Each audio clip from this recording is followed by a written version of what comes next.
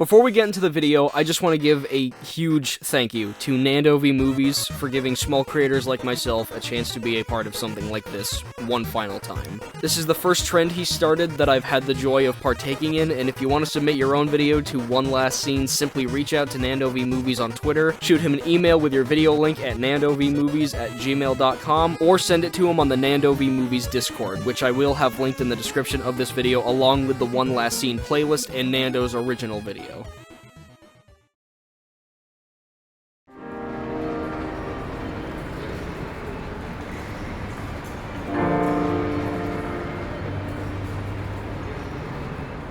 It cannot be understated that all these years later, Toby Fox's Undertale is still an absolutely phenomenal game. Introspective, witty, charming, music that's an absolute fucking banger, and not least of all, at least for me, a deeply moving story. A story that starts with a small child and a flower. In my personal opinion, Flowey is one of the greatest antagonists in a video game. He's cold, he's terrifying, he is waiting for the perfect second to stab you in the back and become a god among monsters. For those of you who don't actually know the backstory to this little shit, this is your spoiler warning right here. This video will contain massive spoilers for the true pacifist route of Undertale, as well as the endings of both the true pacifist route and the genocide route. Hence the whole one last scene thing.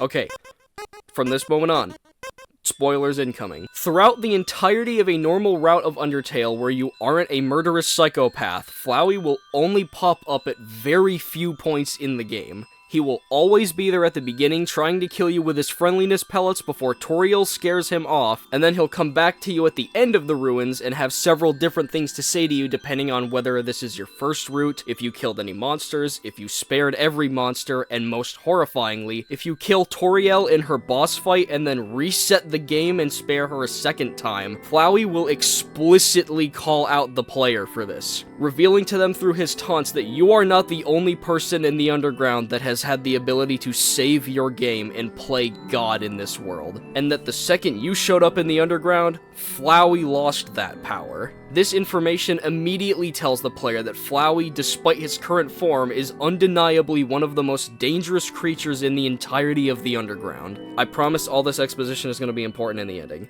After leaving the ruins, Flowey is only seen directly by the player if you decide to backtrack in very specific parts of the game, where you'll see him for a split second before he disappears back into the ground. For the rest of the game, reaching King Asgore is your main goal, and upon reaching New Home, where the king is, the many monsters you've met throughout the game explain the king's motivation for trying to break the barrier between the human and the monster worlds. The king's son befriended a human who fell into the underground many years ago, and the king and queen raised the human like a second son. Tragically, the human eventually fell ill, and their dying wish was to see the flowers from their hometown. Sadly, the human passed away the day after this request, and the king's son Asriel absorbed the human soul and carried his sibling's body through the barrier to the nearby human village, where the humans assumed Asriel had killed the child and attacked him with no mercy. Asriel, with his combined souls, easily could have killed every single one of them, but he refused, and when he returned home, Asriel turned to dust and spread across the king and queen's garden. Asgore swore revenge from that point onward and vowed to kill every single human who came to the underground until he had enough souls to destroy the barrier and begin another human-monster war. Flowey doesn't show up again until the very end of the neutral route to kill Asgore if you spare him, or he just steals the souls if you kill Asgore, but we're gonna pretend that you've gotten this far without killing anybody. Defeat Nightmare Fuel Flowey, spare him until he leaves, and then you'll get your save file back, and the true pacifist route really starts. After a series of quests, the player gains access to Alphys's secret lab, where you can find all her logs about the creatures that she's accidentally created and tortured, as well as logs detailing the scientist's attempts to infuse monsters with determination, a powerful element that only humans seem to be capable of using. After numerous failures on test subjects, Alphys took the first flower that started Asgore's garden and tried infusing it with determination. After learning everything we have throughout this story, entry number 18 somehow makes my skin run cold with just 3 simple words.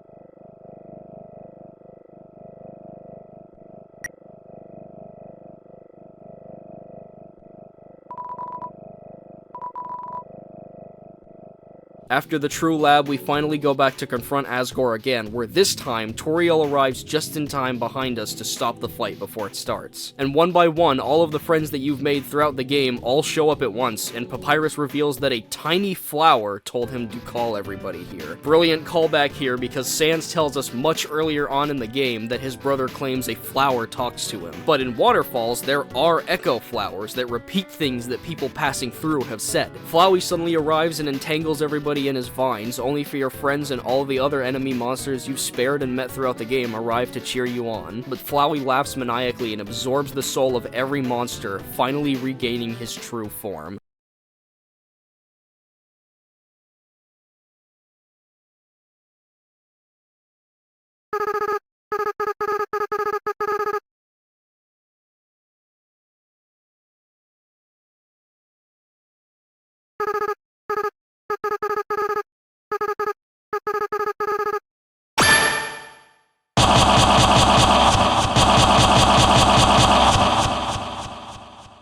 Azrael will throw everything he has at you, but your soul will refuse to die. After the prince transforms again, the player can finally reach out to their friends' souls after struggling for long enough, saving them. But after saving all of your friends, the game says there's only one more person that needs to be saved. You now have the option to save Azrael, just as you saved the rest of your friends. And it's this moment where it hits.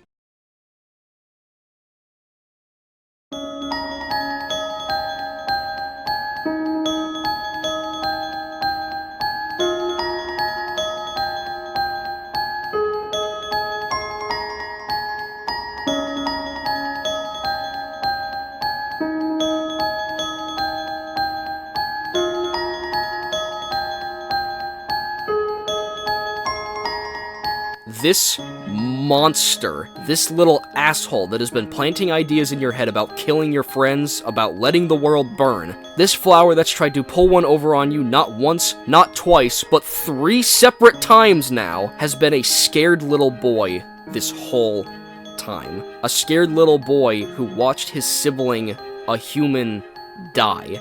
A scared little boy who tried to give his sibling the last thing they ever asked for, and in retaliation for being born a monster, humans killed him for it.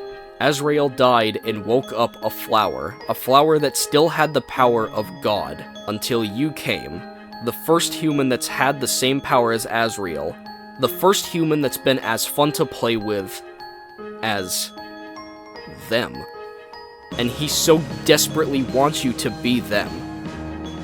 But you're not. And Azrael sees that now. You're Frisk.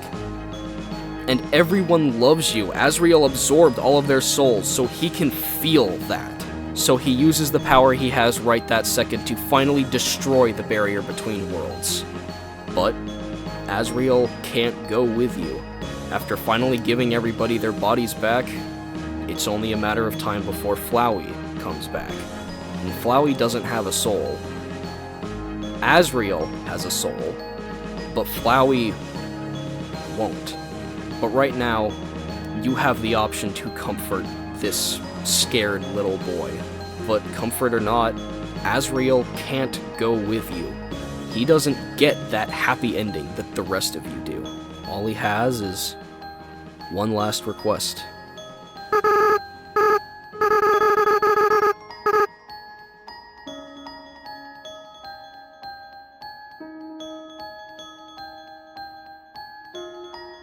Before you and your friends go to the surface, you have the option to go all the way back to the beginning of the game, to the place where you fell, seeing all the people you've met along the way, asking them what they think now that they can go above ground, live in peace amongst the humans. And if you go all the way back to where the game started, you can have one final conversation with Azrael. If you go through the gate at the end of the game without walking back to the start first, and see the ending where everybody goes to the surface, Azrael won't be at the flower bed the next time you start that save. This is your only chance to talk to him. Azrael asks you to leave him there, that he won't go back with you to the surface. He asks you why you climbed the mountain, if everyone knows the legends of what happens to people who do.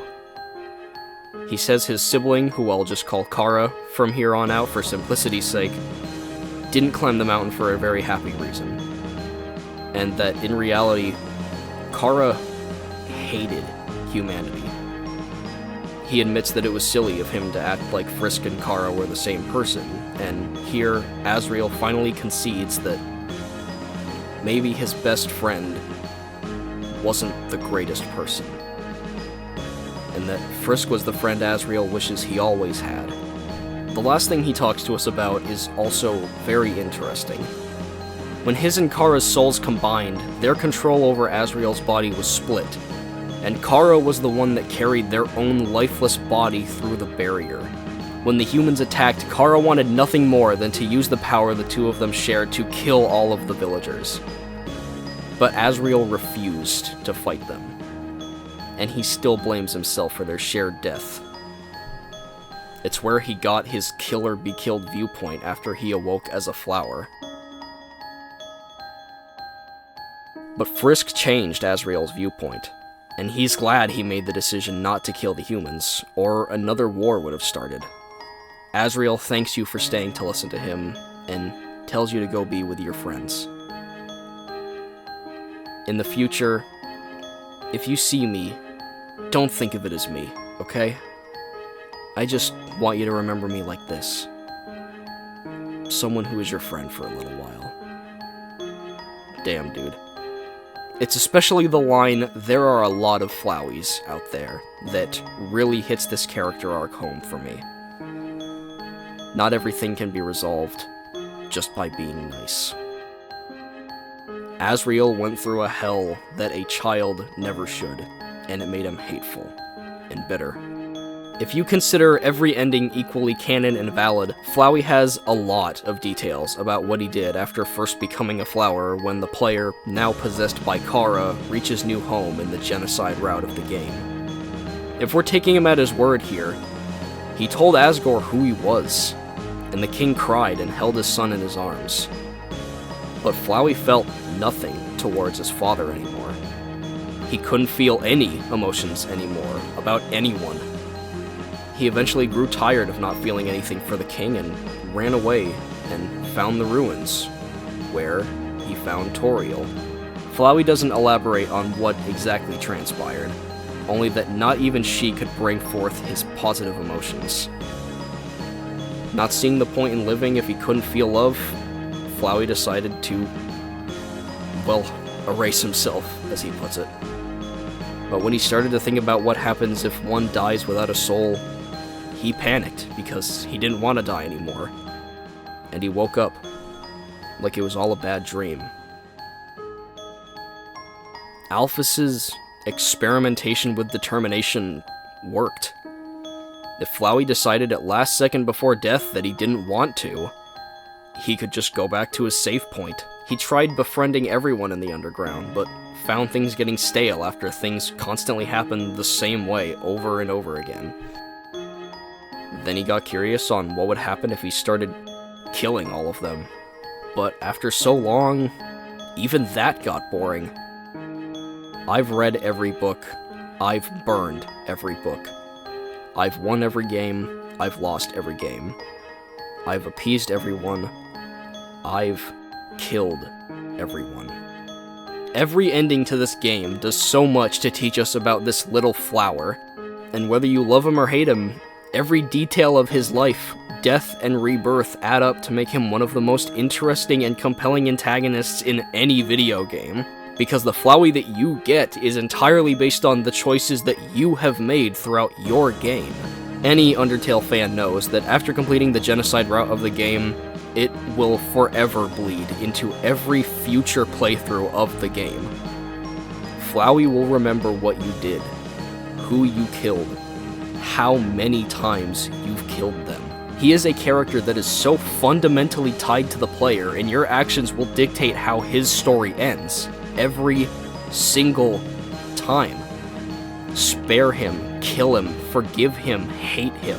Fans have speculated for a while now that we may see Flowey return in some form in Deltarune, the new game that Toby Fox is currently working on. In some fashion, Asriel himself is in this world. You're his adopted sibling, Chris, and people will constantly remind you that Asriel is the shining beacon of the town. off at college, making everyone proud. Whether Chris is Kara or Frisk or a completely new character is to be seen, but if we see Flowey himself return in the game, I'll be extremely curious to see what Toby does with him. Personally, I don't think he's going to return, but if he does, I'm sure Toby will not be wasting him in any way, shape, or form, unless he is just used for some kind of gag Easter egg, and that'll still be fun. These games are so closely intertwined, but their worlds are completely different, and Deltarune has so many opportunities to change the formula, and I am loving every second of it, eagerly awaiting the release of the next few chapters. Toby is cooking up something extra special for us, and I cannot wait to see what he does in the future. Flowey or no Flowey. But either way, this game is setting up Asriel to be a very important figure, so we'll see what connections are to come. But until then, I'm perfectly content with Undertale's ending to this fantastic character's journey. Until next time.